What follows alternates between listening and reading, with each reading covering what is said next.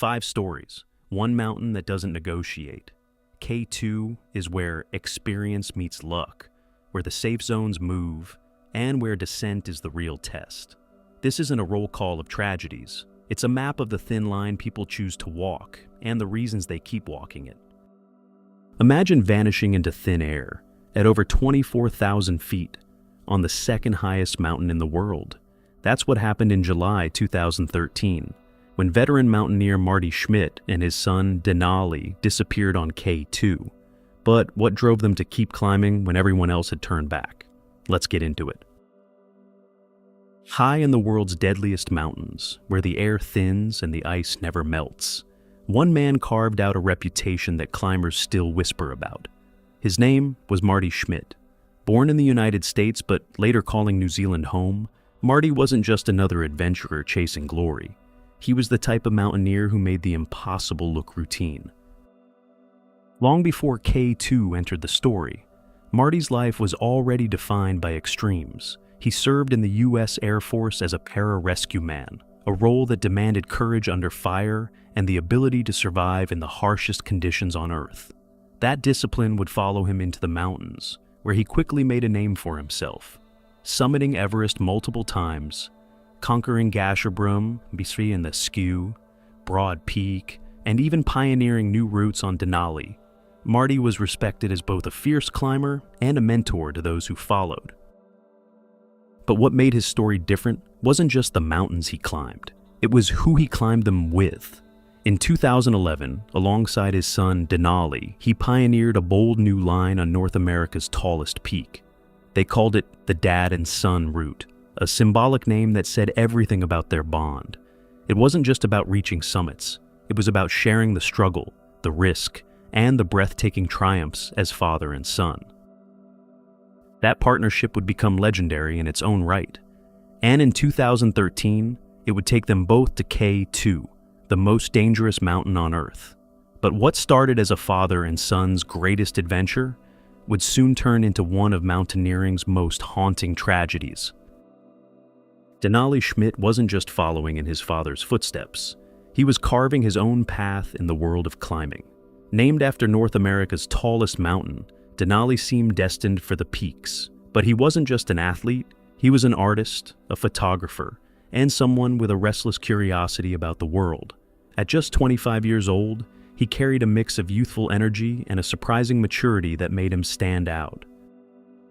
When he and Marty teamed up, it wasn't the typical story of a veteran dragging along a rookie. Denali was strong, capable, and fully committed to the dangers ahead. Their partnership was something rare in mountaineering, a father and son sharing rope lines, camps, and the thin air silence of high altitudes. To other climbers, it was more than inspiring. It was almost surreal. Together, they became a team built on trust that only family could provide. The dad and son route on Alaska's Denali proved they weren't afraid of risk. They embraced it. Each climb became a bond sealed in ice and danger, their lives literally tied together by a rope. But while their connection gave them strength, it also meant every risk was doubled. On K2, the deadliest mountain on Earth, that bond would soon be tested in ways neither of them could have imagined. Because after triumphing on Broad Peak earlier that summer, they stood at a crossroads, a choice that would determine everything that followed. By mid-2013, Marty and Denali had already proven themselves. Just weeks before K2, they summited Broad Peak, another giant of the Karakoram. It was a victory that gave them confidence, maybe too much confidence. Broad Peak was no small accomplishment, but compared to K2, it was a different beast altogether. When the climbing season on K2 began, the mountain was already showing its dark side. Waist-deep snow blanketed the slopes, avalanches ripped across its faces, and whispers of danger spread through base camp. Veteran Sherpas and seasoned climbers alike urged caution. One by one, teams began pulling back, deciding the risks were simply too high. But Marty and Denali didn't turn back. For them, retreat wasn't in the plan. They pushed forward, breaking trail where others refused to go, carving their way through unstable snowfields toward Camp 3 at 7,200 meters. Some saw it as bravery, others as recklessness. And in that decision, the choice to climb when everyone else stayed behind, their fate was sealed, because the mountain wasn't just waiting for them. It was preparing its deadliest strike. On July 26, 2013, Marty and Denali radioed from Camp 3. Their voices crackled through the static, carrying exhaustion, but also determination. They reported reaching the camp after an exhausting push through chest-deep snow. It was late, the weather was unstable, but they had made it. That brief transmission would be the last anyone ever heard from them. Over the next day, radios stayed quiet. Other climbers at lower camps waited for updates that never came. Rumors began to ripple through base camp. Some hoped the silence meant they were resting, conserving energy for a push higher. But others knew the truth. Silence on K2 is rarely a good sign. Storms swept across the mountain, cutting off any chance of immediate rescue. For 2 days, their absence became heavier with each passing hour. The father and son team, once admired for their strength and resilience, were now ghosts on the slopes of K2. And when Sherpas were finally able to climb toward Camp 3, what they found would confirm the worst fears of everyone waiting below. When the Sherpas finally reached Camp 3, the scene was devastating. The tent Marty and Denali had set up was gone, flattened, shredded, and buried beneath layers of unstable snow. Their gear, unmistakably theirs, was scattered across the slope, half swallowed by ice. The signs were clear. An avalanche had torn through the camp with brutal force. For the climbers who made the discovery, the realization was crushing. They didn't just find wreckage, they found confirmation.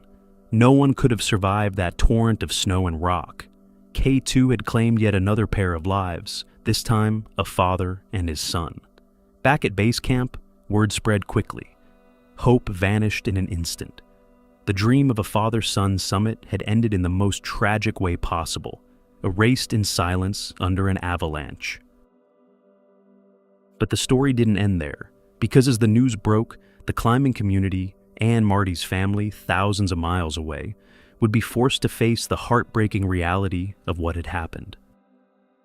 News of the discovery reached the outside world quickly, but for Marty and Denali's family, the confirmation was unbearable. Their daughter Sequoia took to social media, writing the words no one ever wants to share. Her father and brother were gone. That single message echoed across the mountaineering community, striking with the kind of finality that left people stunned. In New Zealand, where Marty had built his reputation, tributes poured in. Climbers remembered him as fearless, a man who pushed limits, but always with a deep respect for the mountains. Friends spoke of Denali's creativity, his vibrant spirit, and the bright future that was cut short at just 25 years old. For those who knew the pair personally, the grief was almost too much to put into words. A father and son, bound together by a dream, taken together in the very place they loved most. And yet, even in mourning, one thought kept surfacing. This wasn't the end of their story, because legacies, especially in the world of high-altitude climbing, don't vanish in avalanches. They live on, in memories, in stories, and in the mountains themselves. In the weeks that followed the tragedy, the climbing world gathered to honor Marty and Denali. A memorial service in California brought together family, friends, and fellow mountaineers, people who had been inspired by Marty's relentless pursuit of the peaks, and by the rare, unshakable bond he shared with his son. But the story didn't end with mourning.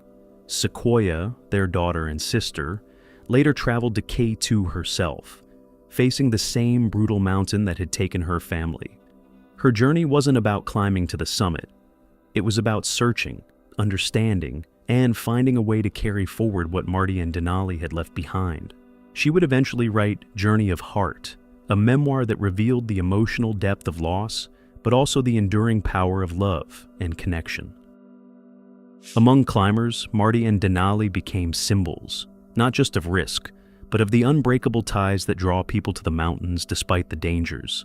Their names live on in stories told at base camps, in the quiet moments before summit pushes, and in the warnings that K2 spares no one. no matter their strength or experience. Their legacy is one of adventure, family, and the ultimate reminder of what's at stake on the world's deadliest peaks. While K2 is often called the Savage Mountain, for Marty and Denali Schmidt, it became something else, both the stage of their greatest dream and the place where that dream came to its tragic end. The story of Marty and Denali Schmidt isn't just about a tragedy on K2. It's about the razor-thin line between triumph and disaster in the mountains, and the choices that define those who dare to climb them. 10 summers later, the pattern didn't soften. It shifted. The danger crept lower, into places climbers call routine. If Marty and Denali's story shows why people keep going when others turn back, the next shows what happens when safe corridors stop behaving. Our lens moves from a father and son to a single headlamp in 2025, and to the quiet truth that sometimes the mountain changes the rules without telling anyone. August 12th, 2025. Below K2's death zone, the air feels almost normal. A narrow cone of light swings ahead. Scree crunches under boots, and for the first time in 30 hours, relief. Guo Jing has already beaten the Bottleneck, danced down the Black Pyramid, and slipped beneath 26,000 feet.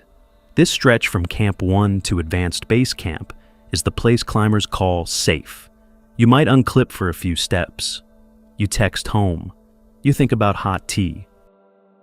Far above, out of sight, something tiny shifts. A rock the size of a bowling ball decides it's done staying put. Each bounce adds speed. Each impact adds threat. By the time it crosses her path, it's moving like a car on a highway, through darkness toward a headlamp. The official line is simple: severe head trauma. Instant. And here's the part no one expects. 1 month earlier, on this same traverse, a local porter died in an avalanche that shouldn't exist here. 2 lives, 1 corridor. What happens when the safe zones aren't safe anymore? She wasn't a trophy hunter buying a summit photo. She was a 37-year-old woman from a small village in Hunan who taught yoga and chased precision for a living. On Everest the year before, she'd done the unthinkable, removed her gloves in -40 and balanced upside down at the top of the world. Not a stunt so much as a statement. Calm, in a place built to erase calm. K2 was only her second big peak above 8,000 meters. In most sports, you don't jump from a straightaway to Monaco on your second race. But mountains don't hand out licenses. They offer windows, and you take them, or you don't. Guides started calling the mountain a shooting gallery. You could hear it at night. The random cracks, the rolling thuds, the quiet seconds after when everyone pretends nothing moved. Big outfits came in, looked up from Camp 1, and left. Madison Mountaineering. Others. The decision said more than any press release. The risk wasn't technical, it was random. And yet some stayed. Imagine Nepal stayed. Ming Maji, who knows this route like a map etched on his palm, read the forecasts, read the rhythm of rockfall, read the hush between gusts that only long seasons teach you to hear. The plan was the only plan you get on bad years. Wait, move fast, don't second-guess rope lines you fixed yourself. They watch the barometer. They watch the mountain the way sailors watch water. Less for the whitecaps than for the color just beneath. On August 11th they went, headlamps bobbing into the pitch, breath turning from fog to frost, to nothing at all as the air thinned. She climbed well, smooth, even steps. The kind that save energy not by being slow, but by being exactly the same every time. Past the Bottleneck, that narrow hallway at 26,000 feet, with a ceiling that can let go without a sound. Past the Black Pyramid, a leaning stack of steep decisions where tired minds clip to the wrong thing and never unclip again. She touched the summit in the afternoon and barely lingered. Photos, a quiet look into the wind, a turn back toward the line home. Everyone says it because it's always true. The summit is halfway. Up there, the body throws a tantrum, muscles misfire, brains lag. Every mistake costs more because correcting it takes double. But she did the things right. Tested each placement, stayed in the rope, let procedure protect her from what adrenaline can't. They bled altitude. 26 becomes 24, 22, 20. She stepped below the death zone and the world sharpened. Thoughts stopped swimming. Fingers remembered how to be fingers. Camp 1 is where the jokes start again. The stove hisses. Someone mentions noodles. Someone else swears they can smell coffee from advanced base camp, which is impossible, and also true if you've ever craved something enough. Hours slid by. At 10 p.m., they set off, headlamps making islands of the trail. You can feel your life changing on this stretch. It's not steep, not narrow, not busy with anchors and knots. It's walking. You move. You exhale a little too much. That's the trap. Because this ground sits on a pile of small betrayals. Scree that isn't glued together. Blocks that look heavy until you touch them, and they sway like teeth. In a normal year, the snowpack covers some of the looseness and locks the rest. In 2025, the lock was gone. You could walk for an hour and see nothing move, and then a thing 1,000 feet up would choose the exact 10 seconds you were in range. That's not drama. That's how gravity handles coincidence. Picture it, somewhere above, maybe where the afternoon sun hits a darker rib of rock, a seam thaws and contracts one time too many. A stone loses its anchor. It hesitates because everything hesitates right before it changes, and then it folds to the slope. The first bounce is nothing. The second adds speed. The third shears off a flake that joins the party. The slope steepens into a polished runout. Now it's a projectile, not a rock. She is below, moving well. She has earned the little voice that says, "You're fine." There is nothing to hear. Headlamps make a tunnel. You only see what's inside it. The impact is over before awareness can catch up. The report later is short and clinical. The silence afterward is not. And recovery on K2 is never a straight line. Weather turned argumentative. Helicopters negotiated with wind and visibility and turned back more than once. A ground team went up. One rescuer got hurt and needed to be evacuated himself.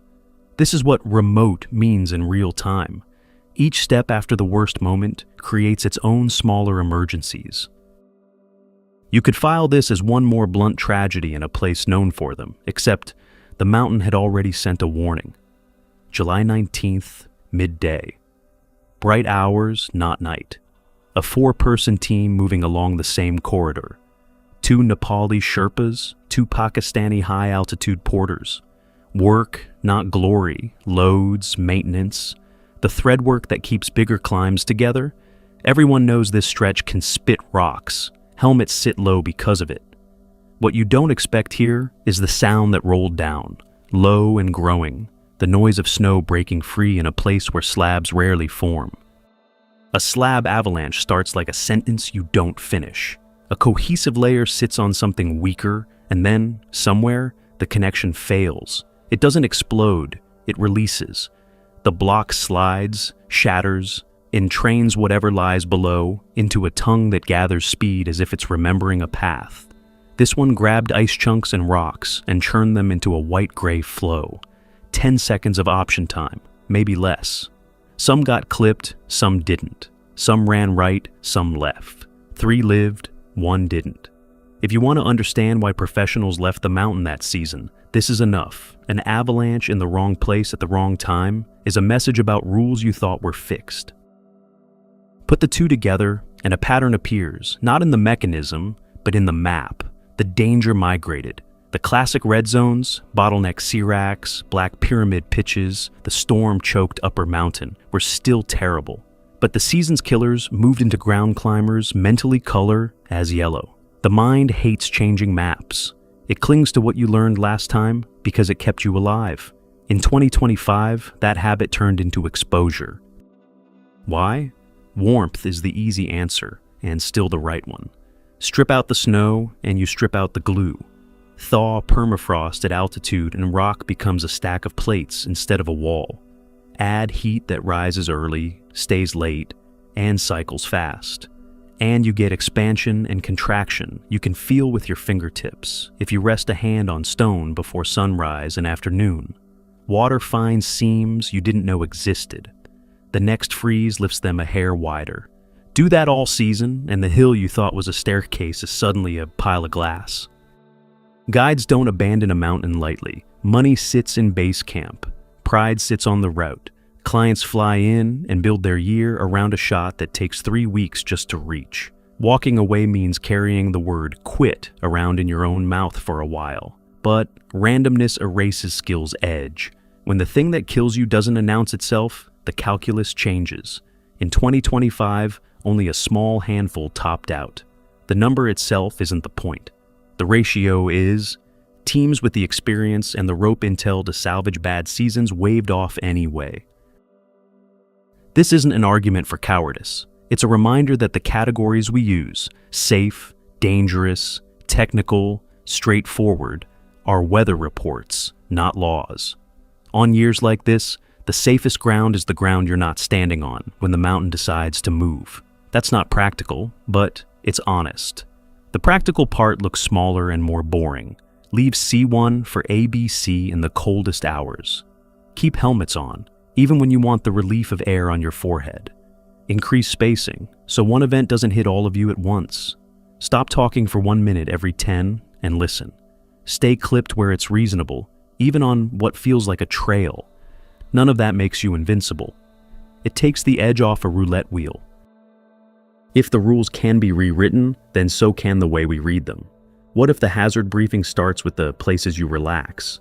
What if every plan includes an explicit abort if randomness is high line next to the rope lengths and the fuel? What if outfitters publish thresholds for these corridors, the way avalanche centers publish danger ratings? And what if clients agree not to argue when the needle points the wrong way? Randomness isn't the only currency here. Even when rockfall goes quiet, K2 taxes the ordinary, tiny slips, tired hands, routine transitions in the dark. From a lone headlamp to a rope team of friends, the next chapter steps into that familiar, deadly in-between. The descent that everyone calls straightforward until it isn't.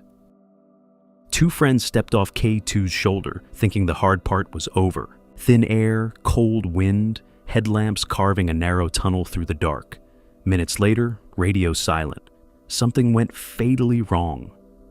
Was it a tired misstep, a brittle anchor, a sudden gust, or a call made in the worst second?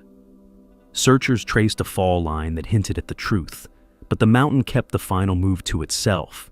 This is the descent that shattered a partnership and raised brutal questions about how K2 is climbed today. They weren't thrill chasers. One was Matthew Eakin, an Australian climber who built community as much as he chased summits. The other was Dr. Richard Cartier, a veteran alpinist from Quebec and a palliative care physician who treated endings with dignity for a living. Different worlds, same pull toward thin air, and the kind of trust that only forms when you've shared a rope in the dark. They planned a clean acclimatization cycle, then a single patient summit push. No stunts, just the line. They'd come up through the same crowded summer season that makes K2 feel louder than it should. Still, their partnership looked deliberate. Steady pace, conservative calls, and a shared belief that the best descent starts with humility at the top. Friends described Cartier as methodical, Eakin as a connector, the guy who encouraged others to keep showing up. It's why what happened next stung so hard. They were climbing to live well, not to go viral. But the mountain had its own schedule. The signs were subtle at first, long hours stacked back to back, a push high on the route, and the creeping fatigue that blurs the edges of judgment. A teammate's final update mentioned tagging the high camps, temperatures dropping, and a plan to head down worn out after 2 big days. That's the trapdoor on K2. The ascent drains you, the descent cashes the check. They started down toward Camp 2, and then the easy-sounding drop to Camp 1, a section many describe as straightforward, right up until it isn't. The angle is just steep enough to punish a slip, and the snow hides patches of iron-hard ice. Fixed lines can be old, anchors can be tired, and when you've been moving for hours at altitude, your hands don't always do what your brain tells them. By the time anyone below noticed the silence on the radio, the night had swallowed the trace. Searchers later reported one body near the old Japanese Camp 1 and the other far lower, close to advanced base camp. That distance tells its own story. A stumble becomes speed, speed becomes flight, and even the strongest rope team can be torn apart by the physics of a fall line. Exact cause? No single answer, just the brutal math of angle, ice, and exhaustion.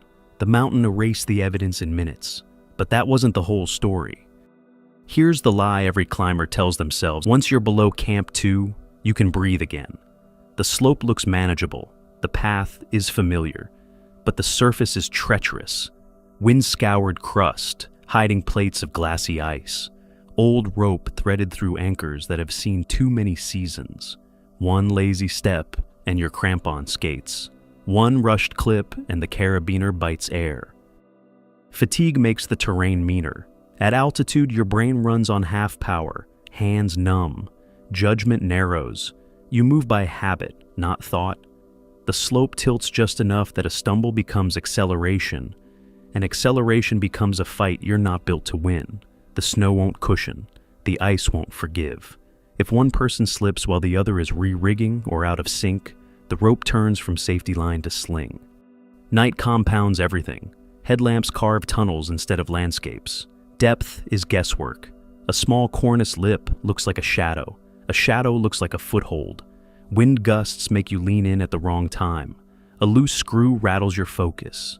Even a simple transition, from one fixed line to the next, becomes a tiny puzzle with cruel consequences if you get it wrong. There's also the echo effect on that face. A dropped pack, a snapped strap, a chunk of ice skipping by.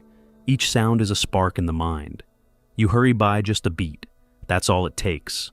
A rushed move at a station, a glove half off to fiddle with a knot. A clip that feels right until the weight goes on it. Nothing dramatic. Just the kind of micro-error climbers survive 100 times, except this time, on this slope, momentum takes over. And if the rope team is tight when the first fall happens, both are yanked into the same physics lesson. Bodies accelerate in tandem. The line whips around rock features you didn't see. Anchors that would hold one load don't always hold two. In seconds, the descent becomes a slide, then a tumble, then silence. That's why this stretch is infamous. It doesn't need a storm to turn deadly. It just needs one imperfect second. By the time anyone below wonders why the lights aren't moving, the mountain has already smoothed the snow and swallowed the noise. Tracks fade, wind writes a new story over the old one. And when the night finally gives way, what searchers find tells only part of what happened. Because what came next wasn't a rescue, it was a recovery. And where they were found raised even harder questions. Morning light traced the slope like a scanner. Teams looked where the route funnels, where gravity would carry anything that slips free. One body lay near the old Japanese Camp 1 site, boots still pointed downhill as if the descent hadn't finished. The other was far lower, close to advanced base camp, the last ledge before the glacier opens wide. That distance wasn't random, it was a map drawn by momentum. There were no dramatic clues, no tidy answer taped to a pack, just a scatter of gear, a rope that told less than people wanted, and the stark line between where the living move and where the mountain stores its secrets. Identification came with the weight no teammate ever wants to carry. Messages went out to families who already knew, somehow, because silence after a storm always sounds the same. Rescuers and friends did what they could: recover, witness, remember. The story that took hours to unfold was over in seconds. And yet, the place they were found said more than any statement could. This wasn't exposure over days or getting trapped high. This was a fall that began in the space between two normal moves. One heartbeat too quick, one foothold too slick. But to understand why that tiny mistake becomes irreversible on K2, you have to zoom out. K2 isn't the tallest, but it's engineered by nature to punish hesitation. Angles stay steep for cruelly long stretches. The terrain stacks traps, bulletproof ice under sugar snow, rock ribs that snag a rope at the worst moment, and long traverses where you're exposed for minutes that feel like hours. The descent asks for balance when your legs are empty and precision when your brain is starved of oxygen. History on this mountain reads like a pattern, not a list. Fixed lines matter until they don't. One frayed section or a tired anchor can erase a dozen careful clips. Weather matters, until it shifts in 5 minutes and turns a routine down climb into a blind test. Crowds matter, because every person ahead of you means more waiting, colder hands, dimmer focus. Night matters most of all. It turns depth into rumor and makes a safe step look identical to the fatal one. Even elite climbers lose to that math. Strength doesn't cancel ice. Experience doesn't cancel gravity. When you're moving in the death zone, everything costs more. A glove off is a minute lost. A knot redone is heat you won't get back. A misread surface is velocity. And velocity is the one thing you can't negotiate with. You can fight a slip. You can maybe ride out a slide. But once speed takes over, it writes the ending for you. That's why the descent from Camp 2 toward Camp 1 is so deceptive. It's famous for being straightforward, which is another way of saying people relax. They loosen the coil. They think about the stove back at camp, the hot drink, the messages to send. Then the mountain collects its fee, not with drama, with physics. And in recent seasons, another factor crept in, pressure from a new kind of summit day that changed how decisions get made. K2 used to be a whisper. Now it's a timeline. More teams, more fixed ropes, more oxygen bottles stacked like cordwood at the high camps, and always a camera pointed up. That changes what a climber thinks about in the margin. The 5 seconds at an anchor, the choice to wait or pass, the tiny gamble taken because the clock, the weather, and the internet all demand a win. Traffic creates colder hands and slower minds. Bottlenecks create impatience. Impatience creates mistakes. In recent seasons, footage from the route sparked outrage and think pieces. Who helps? Who keeps moving? Who gets to decide when the mountain takes priority over the human right in front of you? None of that noise explains what happened to 2 friends in the dark between camps, but it frames the pressure every rope team feels now. The mountain hasn't changed. We have. There isn't a single neat cause. No one detail ties a bow on it. It could have been a missed clip while swapping lines. It could have been a foot skidding on glassy ice disguised as snow. It could have been an anchor that had one more load left. And they were the next in line. Fatigue was real. Night was real. Steep angle, real. 2 friends tied together by trust, moving through a corridor where speed compounds faster than judgment can keep up. And when you strip away the noise, you're left with a simpler, harder question. What actually happened that night? What we can say is this: the fall began somewhere ordinary. Not on a headline feature. Not in a storm that made the news. In the space between a careful action and an almost perfect one. Once momentum took over, it did what momentum always does on K2, turned a small slip into a long, unforgiving slide. Searchers found what the slope predicted they would. The rest is silence, and speculation doesn't help. Respect does. If summer exposes how fragile safe enough can be, winter makes it merciless. The same slope, new season, the margin shrinks to minutes and metal. Our focus widens from 2 friends in the dark to a small team pushing into a night so cold it edits memory in real time, and to a silence that took months to decode. On K2, silence can sound like a verdict. 3 climbers stepped into the death zone on a winter night and never came back. No radio call. Just a trail that dissolved above a place locals call the Bottleneck, where ice hangs like a guillotine and the margin for error is 0. K2 doesn't lure you in, it dares you. Steeper than Everest, stormier than most peaks its size, and wired with no safe walk-off. It punishes hesitation and punishes haste. The air is thin enough to blur judgment. The weather flips like a switch.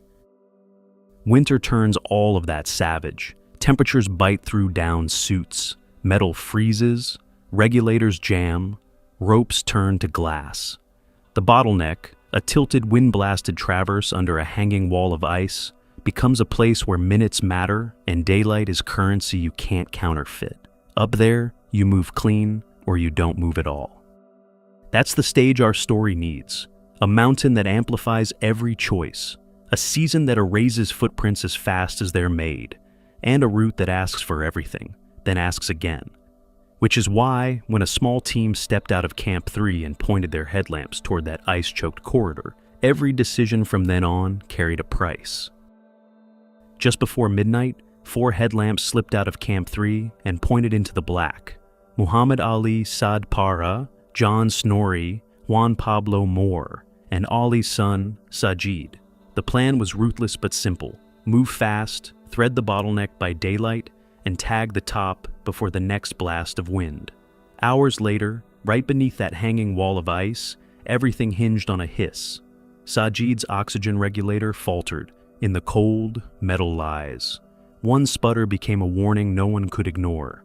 Ali told his son to go down, wait, and trust that the mountain would give them back.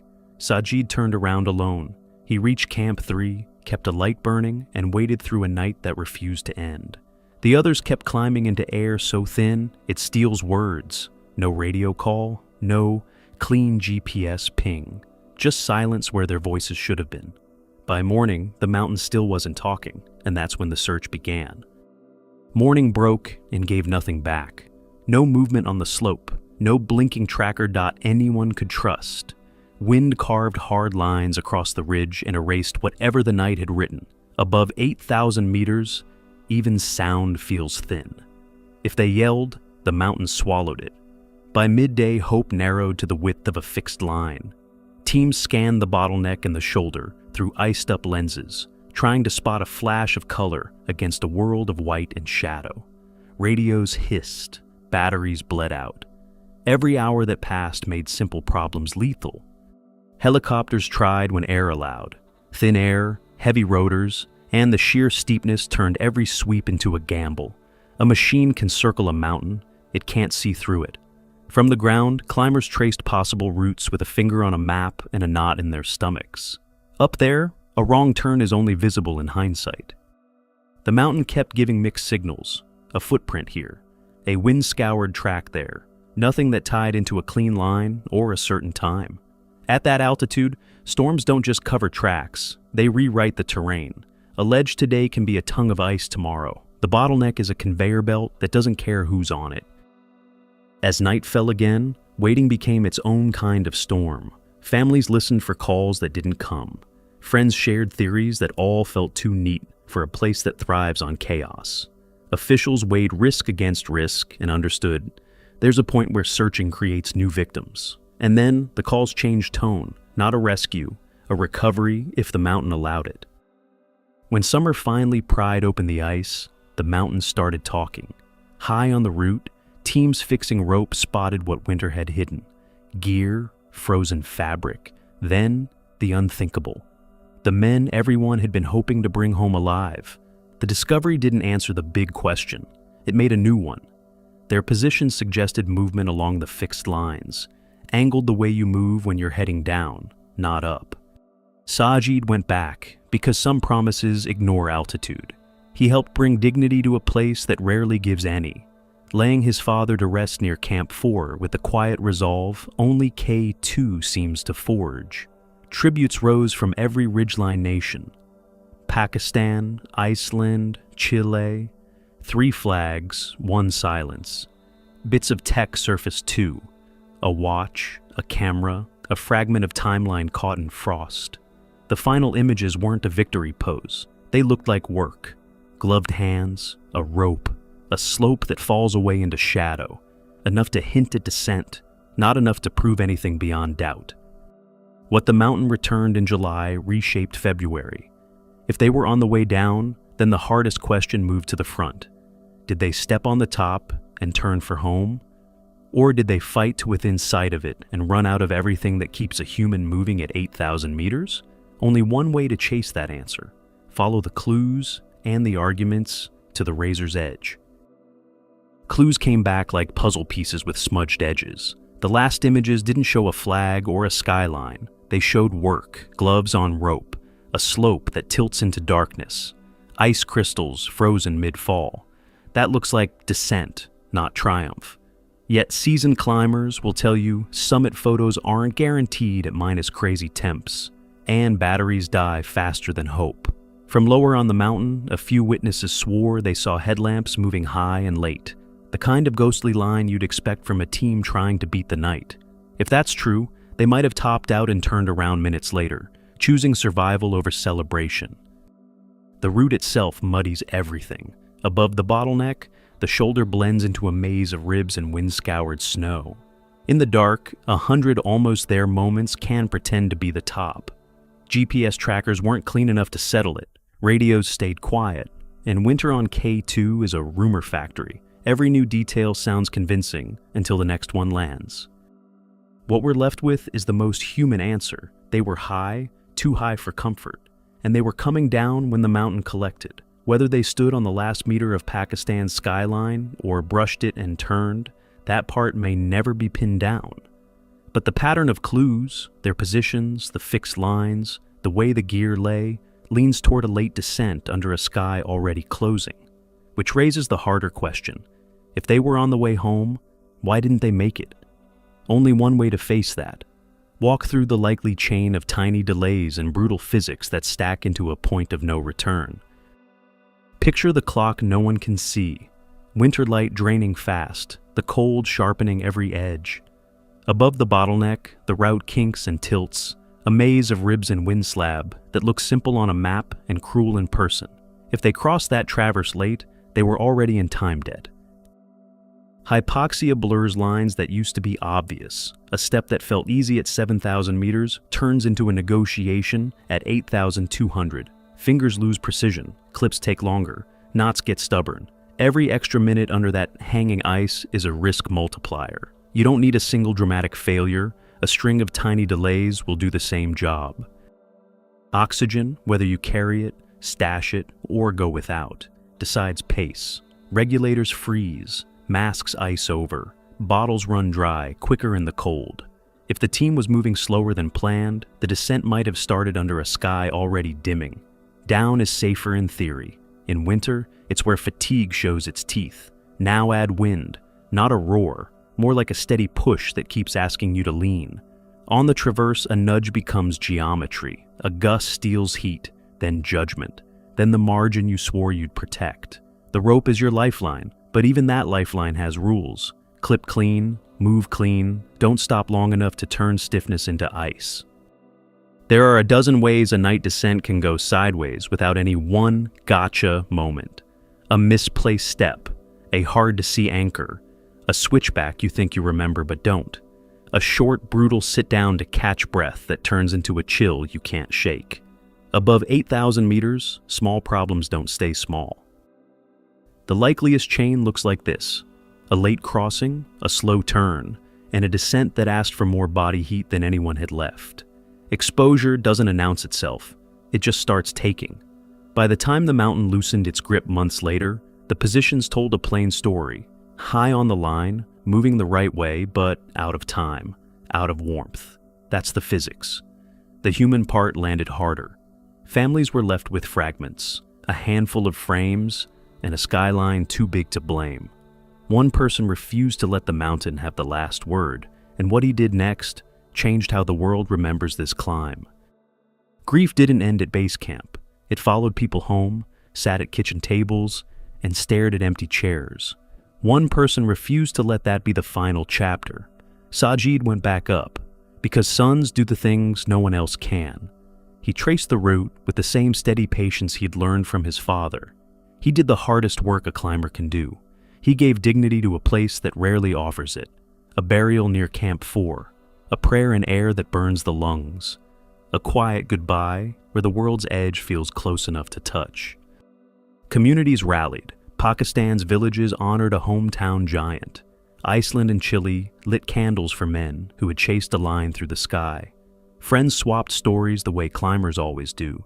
Gear room jokes, small kindnesses, those little decisions that reveal who a person really is when the weather turns. The headlines moved on, families did not. They learned to live with a question mark that never blinks. Sajid kept working the problem. He spoke carefully, shared what he'd seen, and kept asking the mountain for answers without demanding them. Every return trip was part tribute, part investigation, part conversation with a ridge that only speaks in winter wind.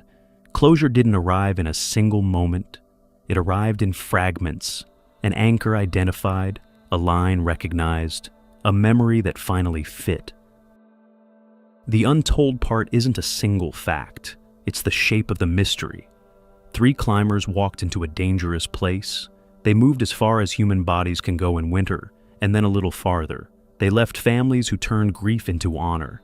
They left a son who carried his father's name back up the ridge, not for glory, but for peace. And they left the rest of us with a question the summit can't solve. How much of ourselves are we willing to risk chasing a line on a map? And who do we become in the thin air where choices narrow? Not every line through these stories is a weather window or a rope. Some lines run through families. After headlamps, radios, and recovery, the narrative returns to legacy. A red backpack iced into history, a child who grows up tracing the outline of a mother he barely knew, and a fate that seems to rhyme across decades. You're climbing K2, the sky's bleeding gray, wind howling like it wants you gone. Your hands are useless blocks of ice. You're dizzy, starved of oxygen. Then you see it, a red backpack wedged in the ice, like it's been there forever. You know the name before you get close. Allison Hargreaves, one of the greatest climbers the world ever saw, and one of the many it never gave back. But this isn't just her story. This is also about her son, Tom Ballard, born into mountains, raised in their shadow, driven by the same obsession his mother had, and, in the end, swallowed by the same fate. 2 lives, 2 legends, 1 bloodline, and the same ending. This is not just a story about climbing, it's a story about legacy, about how ambition can be inherited, about how tragedy doesn't just echo, sometimes it repeats. You're about to hear the story of a mother who defied the impossible, and a son who followed her all the way into the void. Before we start diving into the story of Allison and Tom, just a quick ask. I'm a small creator trying to keep the voices of these climbers alive. If you find meaning in this story, please like, subscribe, or share. It helps me a lot bringing these stories to the people who want to hear them. Let's start with the story of Allison in 1995, the year Allison Hargreaves rewrote the rulebook. She was already well known in climbing circles, a tough, brilliant British alpinist who refused to climb the way people expected her to.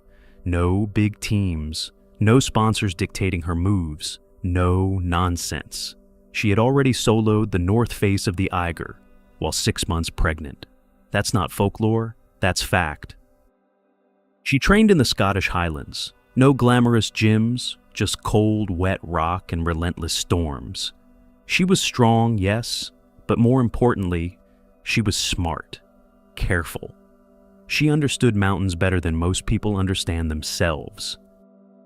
In May 1995, she did something almost unthinkable. She climbed Mount Everest, alone. No bottled oxygen, no Sherpas, and no support team waiting at Camp 4. She reached the summit by herself, radioed down, and walked back down the mountain like it was a local hill. It should have made her a legend overnight, but instead, the headlines focused on one thing. She was a mother. Should a mother be risking her life on Everest? They asked. Is this responsible? Not, look what she accomplished. Not, she just made history. Just judgment. But Allison didn't climb for applause. She climbed for herself. Everest was just the beginning. That same season, she planned to summit the 3 highest peaks in the world: Everest, K2, Kangchenjunga. Her plan was ambitious. No oxygen, no guides, and no shortcuts. After Everest, she went straight to Pakistan, to K2, the savage mountain. Smaller than Everest, yes, but deadlier. 1 out of every 4 people who summit K2 don't make it back down. Its slopes are steeper, its storms more violent. It has no mercy. She joined an international team. Conditions were decent at first. Her teammates described her as strong, composed, and fearless. She often carried more gear than the men. She was the fastest, the most prepared, the calmest under pressure. August 13th, 1995. Allison stood on the summit of K2. She radioed down, "I'm on top." She had done it. 2 8,000-meter peaks in a single summer, solo, without oxygen. No woman had ever achieved that. No human had. But then came the storm. It slammed into the mountain like a freight train. Winds at 160 kilometers per hour. Visibility, 0. Temperatures plummeting. Climbers were blown from ridges. Anchors ripped from rock. Radios fell silent. Allison began her descent. That's the last time anyone heard from her. It was chaotic on the mountain. One man was literally blown off the mountain. Allison vanished from the mountain without a trace. Well, not entirely. Weeks later, her backpack was found, frozen into a glacier, still clipped, still zipped, like she had just set it down. Her body was never recovered. She was 33 years old, and she left behind 2 children, including a 6-year-old son who had no idea the mountain had just stolen his mother. That little boy's name? Tom Ballard. He grew up without his mother in his life anymore, but always there, by photos of his mother standing on summits, by news clippings that painted her as brave or either selfish, by strangers who asked, "Aren't you Allison Hargreaves' son?" But Tom didn't just live in her shadow. He walked in her footsteps, literally. As he got older, he trained in the same valleys, climbed the same peaks, and pushed himself with the same relentlessness. He wasn't just good. He was phenomenal, quiet, focused, uninterested in fame. At 26, he soloed all 6 of the Alps' great north faces in a single winter season. That's something nobody had ever done. Not Reinhold Messner, not Uli Steck, nobody. Climbers started whispering, maybe he's even better than his mother. Maybe he's rewriting the rules all over again. But Tom didn't care about comparisons. He cared about purity, about solo ascents, about the challenge itself. He lived out of a van, ate simple meals, carried his own gear, refused help on routes that scared even seasoned guides. He wasn't reckless, he was meticulous. He once turned back from a summit just 200 meters from the top because the snow didn't feel right.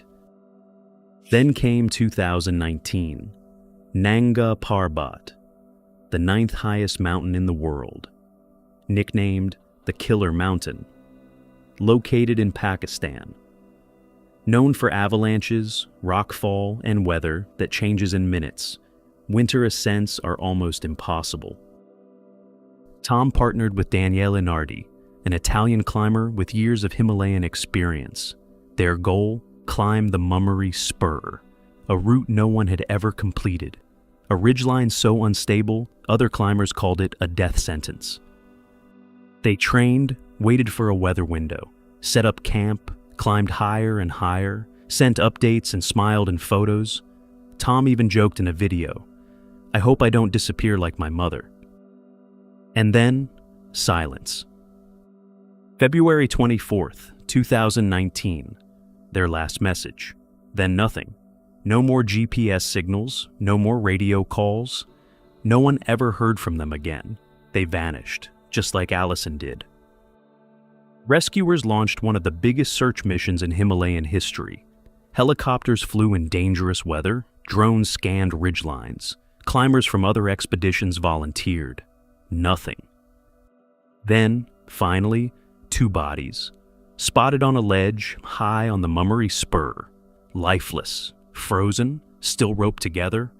One of them was Tom. The world reacted with disbelief. Tom Ballard, one of the best young alpinists alive, gone. Just like that. On a mountain that had claimed dozens before him. And then, the deeper realization set in. 24 years earlier, almost to the day, his mother had vanished in the exact same way. On a different peak, yes, but the same season, the same kind of storm, the same disappearance. Allison, K, 21995, Tom, Nanga Parbat, 2019, 2 climbers, 2 deaths. One story about a mother and a son who were climbing a mountain and never returned home. Some called it fate, others called it a curse. But maybe it was neither. Maybe it was simply who they were. 2 people wired to chase something most of us will never understand. Not risk, not fame, but transcendence. Their lives weren't wasted. They were lived fully. Allison once said, "Mountains aren't fair or unfair, they're just dangerous." Tom lived by the same code. He knew exactly what could happen, and he climbed anyway. Their story is not about death. It's about commitment. It's about what it means to devote yourself fully to something that offers no guarantees, only challenge. Allison didn't die balancing risk and responsibility. She died chasing the summit that called her name. Tom didn't walk in her footsteps. He made his own into the same abyss. Together, they represent something rare, pure ambition, passed from one generation to the next. And in both cases, it led to greatness and to silence, to loss. Two climbers, one legacy, one unspoken question. How far would you go?